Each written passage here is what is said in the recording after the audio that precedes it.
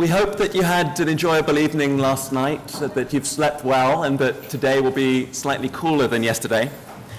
Just to begin, there are a couple of housekeeping announcements I'd like to make. The first thing is to say that the video we screened yesterday morning and the opening plenary session and keynote address are now on YouTube, and we've tweeted them. So if you want to review them or disseminate them, they're there and they're now publicly available.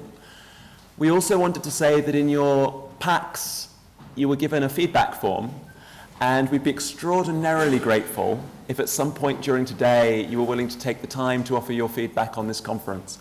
It will help us immensely in thinking through how we can organize future events better and learn from this conference. The third announcement I want to make is a couple of small changes to today's program. The first is in the opening parallel sessions, we're just changing 2 of the rooms. So in that session, the panel on cash will now take place here in the O'Reilly Theatre, and the UNHCR-led workshop will take place upstairs in the Douglas Price Room. The reason for that is that the UNHCR workshop needs a workshop environment, and so it's more suited to the format of that room. The second change to the program relates to the keynote address this morning. Unfortunately, the Assistant Secretary General has been pulled away on urgent business in the Middle East. However, fortunately, we're immensely privileged to have a replacement who in our eyes is of at least equal brilliance to the ASG. Ntakamaze Nziyonvira has been a researcher for the Humanitarian Innovation Project in Uganda, and he happens to be a refugee from the Democratic Republic of Congo. However, he's much more than that. He's a founder of a brilliant youth community-based organization called CIYOTA in the Changwali refugee camp in Uganda. And I'm not going to say too much about him because I'd like to leave him to tell his own story and be able to tell you about his journey and the work that he's been doing on behalf of young refugees in Uganda. Ntakamaze, we're delighted to have you here. Welcome.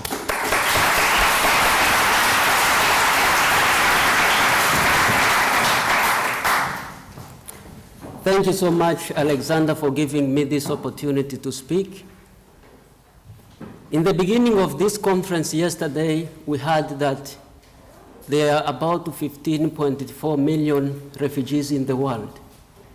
And about 10.2 million of these refugees are living in protracted situations. My name is Nziyonvira Ntakamaze. It is unfortunately that I have been one of the 10.2 million refugees mentioned above. I am originally from the Democratic Republic of the Congo, DRC, the former Zaire. And this is a country that has lost over 5 million people in the war. And now thousands of others are living in the refugee camps. I was born in the east of the Democratic Republic of Congo in 1986. 6 siblings. My parents and I lived in a small village known as Gisiza, and in the east of that country. But in 1998, my family and I were forced to cross the border into Uganda because of a civil war that had started in 1997. In Uganda, we were placed in Changwali refugee settlement camp, which is located in Hoima district in western Uganda. It is just close to Lake Albert, and that Lake Albert separates the Democratic Republic of Congo from Uganda. Life in Changwali was not easy. Changwali was a bush by that time, and it was infested with a lot of mosquitoes. I remember that time many children and pregnant mothers lost their lives. When we arrived in Changwali refugee camp, each household was given a plot to do farming. Of course, we were receiving food from the World Food Program, but that food was not enough to sustain most of the families.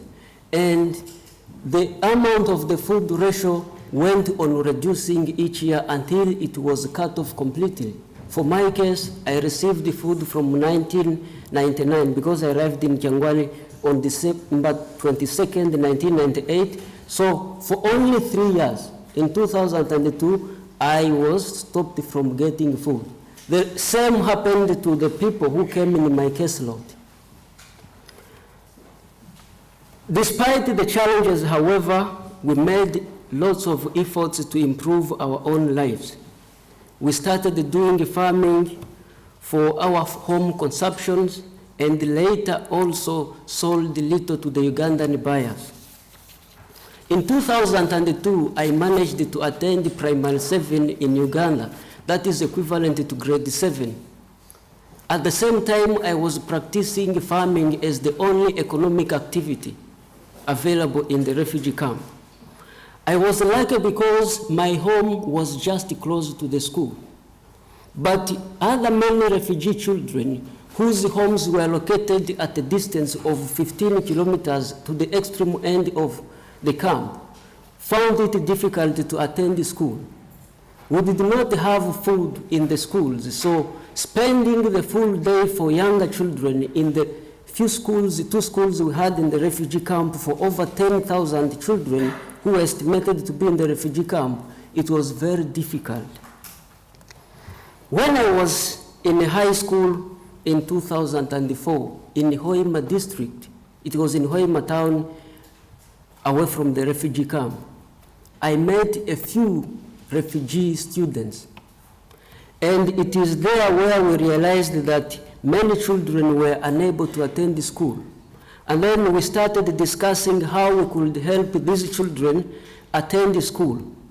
So in December 2005, we started a youth organization called the CIYOTA International Organization to Transform Africa.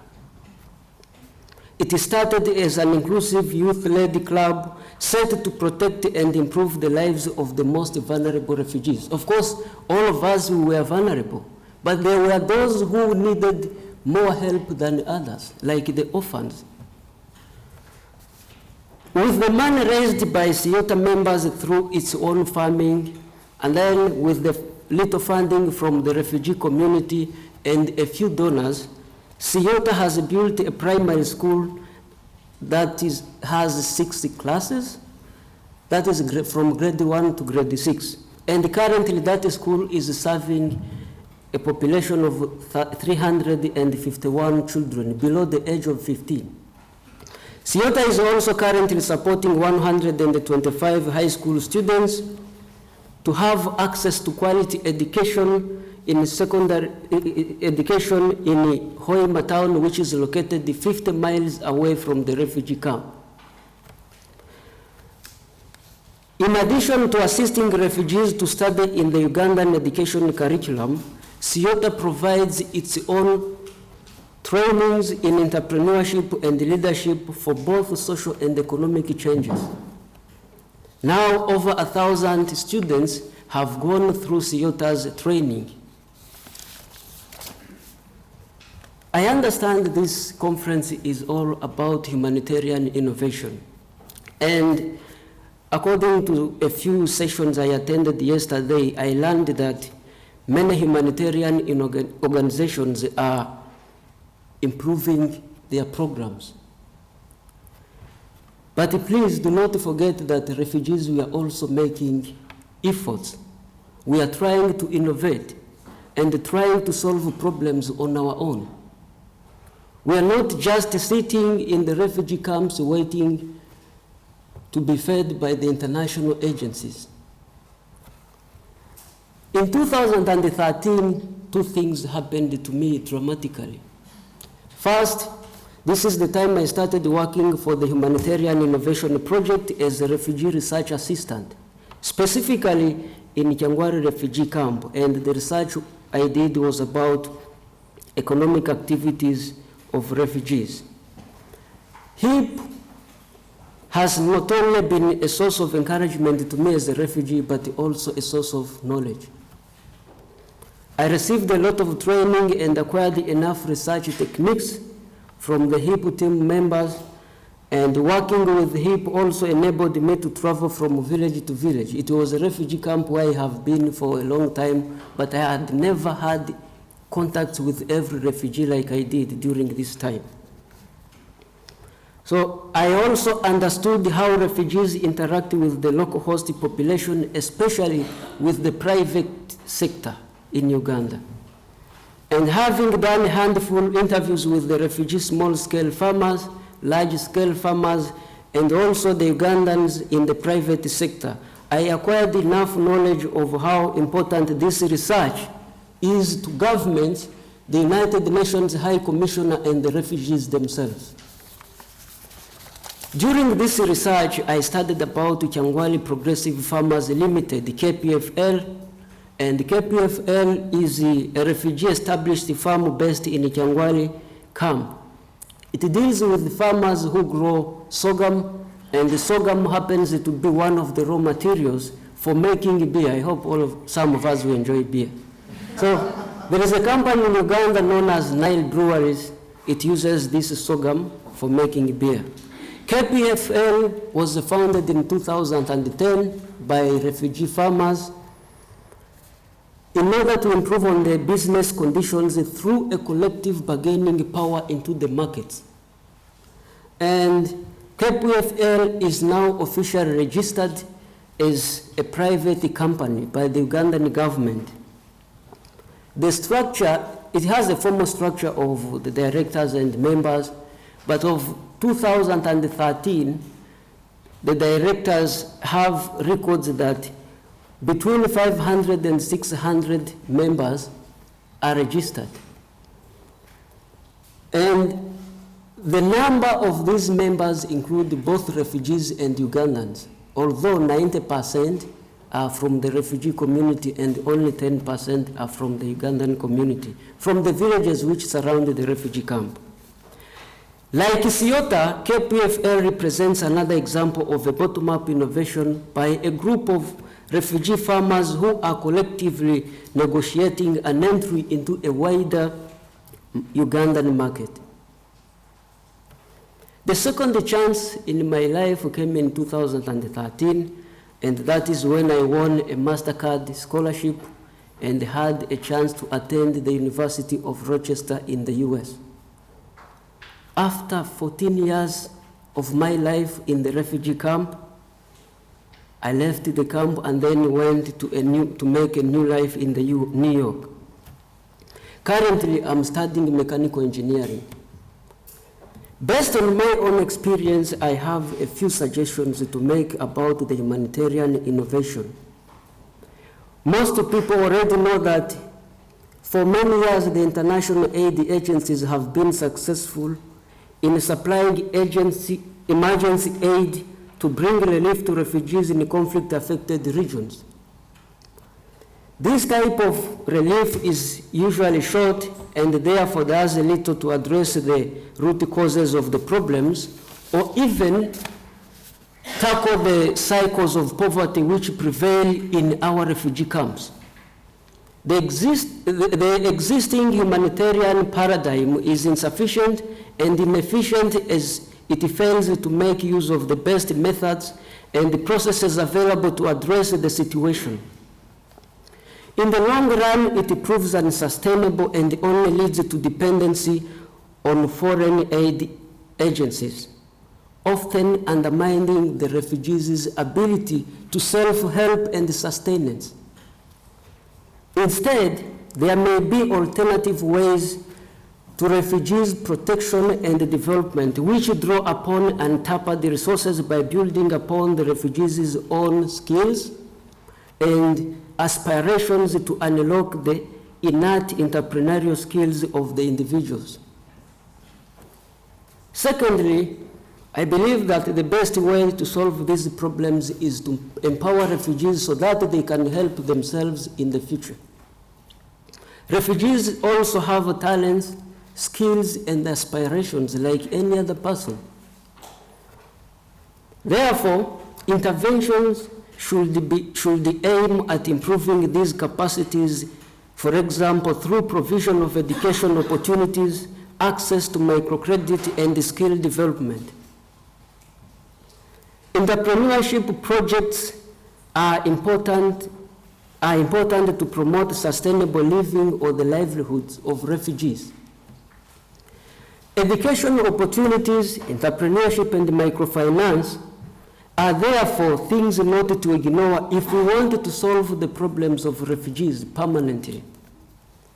My final suggestion on this is that good government policies should be adopted. For example, I'm lucky to have been a refugee in Uganda, which allows free movement of refugees. There are some people, like in Kenya, I hear refugees are not allowed to move freely. And of course, they are not allowed to participate in the wider markets as well as in the abundant opportunities available outside the refugee camps. I want to conclude my speech by describing my future goal. Once I acquire a degree in engineering, I want to go back to the DRC and help in building the infrastructure as my home country, the Democratic Republic of the Congo, slowly becomes more peaceful. We will need to rebuild the country that has been destroyed by wars for the last 2 decades. Despite having many challenges, which have left the DRC's infrastructure and economy in the worst conditions today, this country is big enough and has the potential to develop its population. To reconstruct this country, we need better road network so that we can facilitate the movement of both people and goods in and outside the country. Finally, I will not forget to thank the Humanitarian Innovation Project for helping me to participate in this conference. I humbly appreciate the efforts Dr. Josiah Naohiko Omata, Louise Bloom, and the rest of the humanitarian research officers, without forgetting Alexander Bates for his encouraging remarks he made last time about the importance of the humanitarian innovation research he made last time when we had the first conference in Uganda. I will not forget to thank Stephanie and Hunter Hunt, the donors of the humanitarian innovation research, who is present today. It was such a great opportunity for me to work with HIP. Thank you very much for listening. Thank you.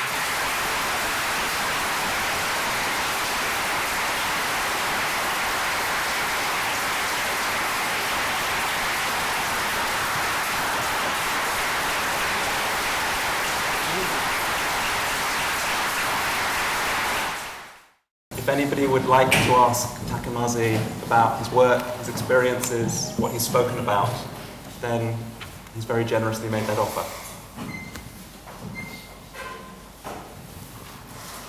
Yes. Thank you, Ntakamaze. Sasha Chenoff with Refuge Point, for your inspiring story that I really think touches on everything we're doing here. Alexander Olenikov yesterday said that the great thing that's missing in our field and one of the new frontiers is the middle space. And he described the middle space as bringing development and humanitarian actors together.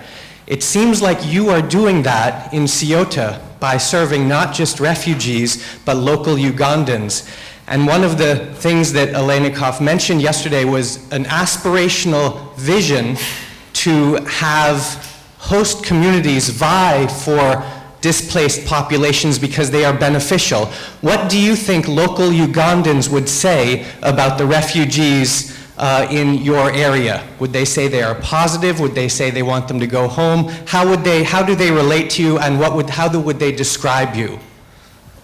Oh, thank you so much for the comments and the question.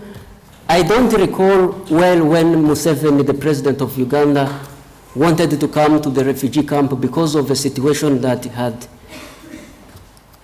occurred in the Kyangwali when we had some people entering the refugee camp from the forest that is bordering the camp and killed a few refugees, and there was a riot.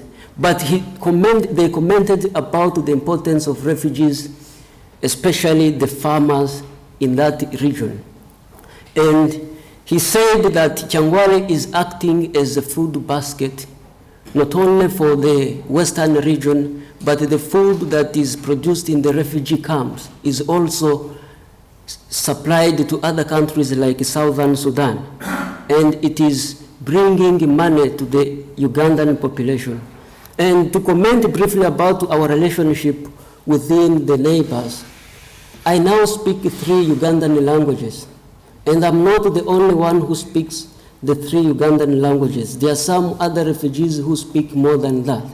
And that is because of our interaction with the Ugandan community, where we have engaged in different economic activities because of the free movement that we have.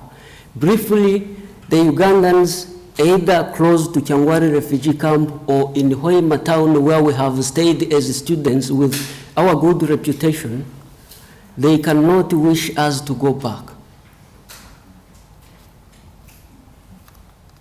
They will wish that we stay. There's a question from Joanna, I think at the back. There's a microphone just on its way up.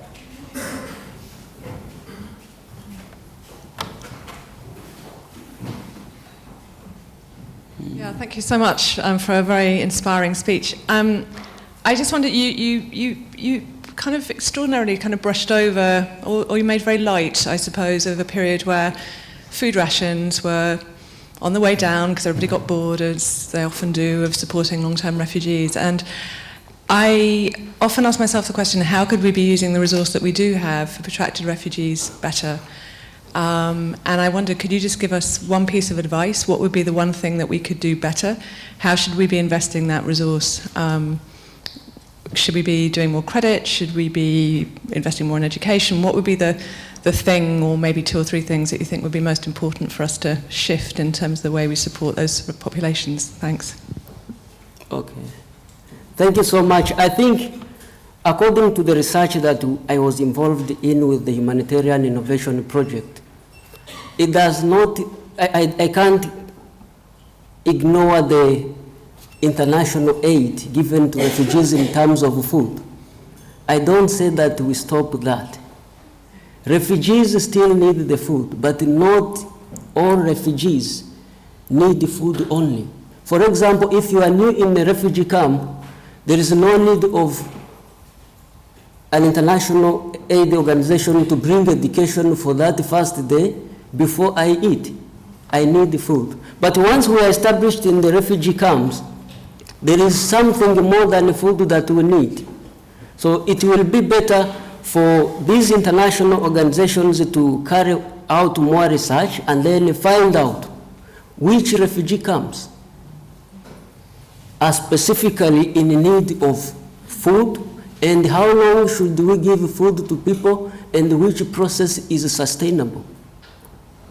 And of course, education and the other ways which can help refugees to be self-reliant are the ones we need. Like, for example, for the last 11 years, I've been doing farming with my family, and saw other many families in Kyangwari which came with me in 1998. Then, how about if we would get like assistance from the World Food Program to improve on our agriculture? We will produce enough food. We will use agriculture mechanization. They buy tractors, even if we can pay a small fee to maintain them, but we believe we can be able to get enough money which will help our children to attend schools. We need to see a better future. I wish more research can be done, and then maybe in the consultation with refugees, having participatory approach with the refugees, it will be able to help more problems than maybe the model that has been used for a long time and it has not been helping. It has been helping, but it has not solved all the problems as we expect. Thank you. Ntakamaze, I think you've inspired us all this morning, and I think there'll be many people who will want to continue to speak to you after your talk as the rest of the conference progresses. And I'd like to just say thank you again for this wonderful and inspiring start to the day.